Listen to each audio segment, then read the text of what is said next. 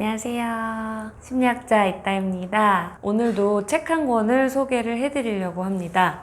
제목은 어쩌다 우리 사이가 이렇게 됐을까? 관계와 관련된 책이구나 라는 마음이 드실 거예요. 상담을 하다 보면 많은 분들이 고민하는 문제가 관계와 맞닿아 있다라는 것을 알 수가 있습니다. 모든 분들이 다 한 번쯤은 관계에 대해서 고민하지 않으셨을까라는 마음이 들어요. 인간은 사회적인 동물이니까요. 관계로 고민하고 계실 여러분들을 위해서 이벤트를 진행하겠습니다. 이 영상을 끝까지 보시고 댓글을 남겨주신 분 중 5분을 선정을 해서 책을 보내드릴 겁니다. 저자는 일자 샌드고요. 덴마크의 여성 심리학자이자 심리치료사입니다. 저자가 심리치료를 하면서 사람들이 참 관계 회복을 어떻게 하는지를 잘 모르고 그것 때문에 많이 힘들어한다라는 것을 경험을 하신 거죠. 상담을 통해서. 그게 이 책을 쓰게 된 동기라고 볼 수 있고요. 이 책의 구성을 보면 총 4장으로 되어 있어요. 1장에는 마음 점검이라고 해서 내가 진짜로 이 관계를 이어가고 싶은 건지, 상대에 대한 내 마음은 어떤 건지, 일단 내 마음에 대해서 알아보는 작업을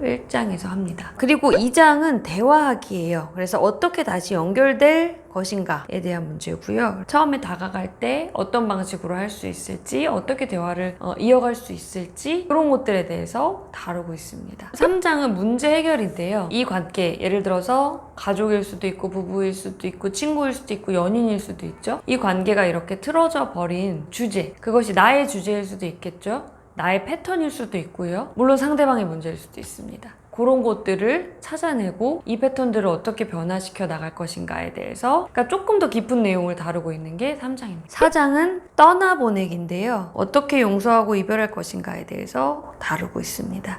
이 사람이랑 나랑의 관계를 지속하는 게 맞지 않다라고 여러분들이 결론을 내린다면, 그럼 이 대상과 어떻게 이별할 것이고 이 관계를 어떻게 정리할 것이고 내 마음 안에서도 어떻게 처리할 것인지, 그런 부분들에 대해서 다루고 있는 게 4장입니다. 그렇기 때문에 누구에게 추천하느냐? 지금 관계에 대해서 고민하고 계신 분, 이 관계를 내가 이어나가야 될지 말아야 될지 기로에 놓이신 분, 아니면 나에게 굉장히 중요한 대상이었는데 멀어졌어요, 다시 회복해보고 싶은 분, 이런 분들이 읽어보시면 도움이 많이 될 것 같습니다. 그런 부분들에 대해서 댓글로 남겨주시면 제가 추첨해서 책을 보내드리도록 하겠습니다. 어쩌면 상대는 당신에게 생각보다 더 중요한 사람일 수 있습니다. 다만 당신은 거절당했다고 느꼈기 때문에 자신도 모르게 상대의 중요성을 과소평가하거나 가치를 폄하하고 있는지도 모릅니다. 당신이 연락하지 않을 이유를 생각하고 있다는 것 자체가 아직까지 마음에 자국이 남아있다는 증거가 될 수 있습니다.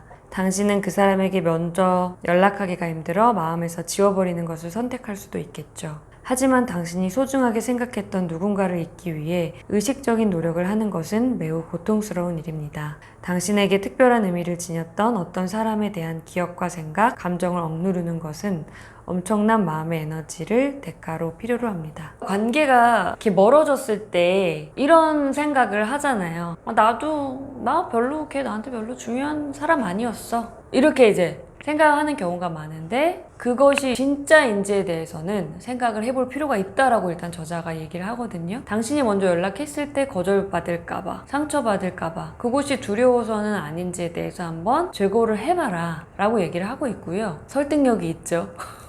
저도 그런 경험 있는 것 같거든요. 자기 나름대로의 합리화인 거죠. 괜히 이렇게 멀어졌는데 내가 먼저 다가갔다가 거절당하면 사실 인간에게 그게 주는 타격이 크거든요. 그러니까 이 정도 사이였던 거지, 이런 식으로 이제 합리화를 하는 거죠. 그래서 나는 이렇기 때문에 연락하지 않아도 돼 라는 거를 자꾸 되뇌이는 것 자체가 그 사람이 나에게 꽤 중요한 대상일 수가 있다라고 얘기를 하는 거고요. 그 사람이 마음에서 지워지지 않는다면 한 번은 부딪혀 볼 필요가 있다라고 저자는 얘기하고 있습니다. 그리고 이런 문장이 있었어요. 우리는 다른 사람과 관계 맺는 방법을 부모에게 배웁니다. 그렇기 때문에 아마도 당신이 겪고 있는 관계 문제는 당신 아버지나 어머니가 겪은 관계 문제와 비슷할 것이고, 아마도 그 문제는 집안 대대로 내려오면서 계속 반복됐을 것입니다. 만약 당신이 집안에서 내려오는 문제들을 모두 피할 수 있고 모든 관계를 완벽하게 조율할 수 있다고 기대한다면 이는 자기 자신에게 지나친 부담을 지우는 것입니다. 당신이 할 수 있는 최선은 윗대로부터 받은 것보다 조금 더 나은 것을 다음 세대에 물려줌으로써 긍정적인 방향으로 미래 세대에 영향을 주는 일입니다. 3장에 나와 있는 내용이거든요. 나의 관계의 방식은 내가 온전히 100% 만들어낸 것이라고 볼 수가 없죠. 그건 사실 불가능한 것 같아요. 왜냐면 인간은 태어나서 다른 동물들이랑 비교했을 때 가장 오랜 시간 주 양육자의 보살핌을 필요로 하는 동물이에요. 그렇기 때문에 굉장히 관계에 의존적일 수밖에 없습니다. 그래서 나랑 아주 깊은 관계를 한 주 양육자, 주로 부모겠죠? 부모에게 영향을 100% 안 받을 수 있다라는 것은 어떻게 보면 좀 자만한 태도라고도 볼 수가 있는 거죠. 뭐 이뿐만 아니라 커가면서 부모가 하는 행동들 이런 것들을 모델링하고 학습하기 때문에 부모에게서 받은 영향들로 타인과 비슷하게 관계하는 방식을 가질 수가 있어요. 100%는 아니겠지만 어떤 부분들은 우리가 부모에게 영향을 받았고 그것이 타인과 관계할 때 나타나게 됩니다. 그런데 이것을 더 찬찬히 뜯어보면 부모는 또 그 윗세대 할머니와 할아버지에게 영향을 받았겠죠. 이런 식으로 세대에서 전승되어 오는 그 관계 패턴의 대물림이라는 것이 있다라고 하는 거기 때문에 이런 것들을 우리가 인식하고 이해하고 전체적인 맥락에서 바라보게 되면 오히려 모든 거를 나에게 짐을 지우지 않게 될 수 있다는 거예요. 부모에 대한 원망감도 조금 줄어들 수 있는 거죠. 그래서 일단은 내가 영향을 받았다는 걸 받아들이고 이 패턴에서 조금 더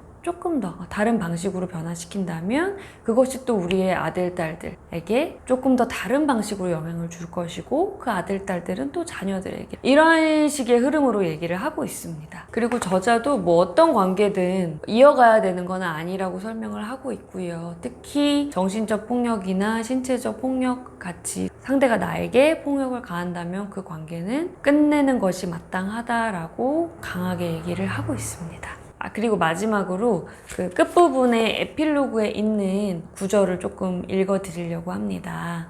당신은 관계를 지키기 위한 노력을 해보기로 결정할 수도 있고 관계를 끝내기로 결심할 수도 있습니다. 그들은 당신의 삶에서 어떤 식으로든 의미를 가졌던 사람들입니다. 따라서 당신이 맺고 있는 관계들에 관심을 기울이는 것은 매우 중요한 문제입니다. 멀어진 관계가 있다면 그 관계 안에서의 자신을 잘 살펴보고 가능하다면 다시 관계를 꽃피우려는 노력을 해보기 바랍니다. 만일 그렇지 않다면 제대로 작별 인사를 하고 잘 정리해서 가슴속 적당한 공간에 묻어두면 됩니다. 관계를 다시 이어가든 중단하든 멀어진 사이를 다시 돌아보고 정리하는 과정은 당신이 성장할 수 있는 좋은 기회이고 삶의 중요한 자양분이 될 수 있습니다. 관계가 정리될 때 그냥 정리하고 잊어버리고 이게 아니라 그 관계에서 내가 어떤 경험을 했고 그 경험은 나에게 어떤 의미를 주고 또 거기서 내가 반복됐던 것들은 무엇이고 이런 것들을 정리해보는 작업을 통해서 내가 성장할 수 있다는 거죠. 매번 내가 이 사람이랑 안 맞아 끝, 이 사람이랑 안 맞아 끝 이렇게 할 수는 없는 거잖아요. 그러다 보면은 정말 나는 보지는 못할 수도 있고 사실은 생각보다 나에게 너무나 중요한 대상이었는데 그 대상을 상실해 버릴 수도 있는 거거든요. 그래서 조금 더 우리가 어른으로서 관계에 대해서 고민할 수 있도록 쉽게 설명해주는 책이라고 생각합니다. 여러분들 오늘도 저와 함께 해주셔서 감사하고요. 저희 다음에 또 만나요.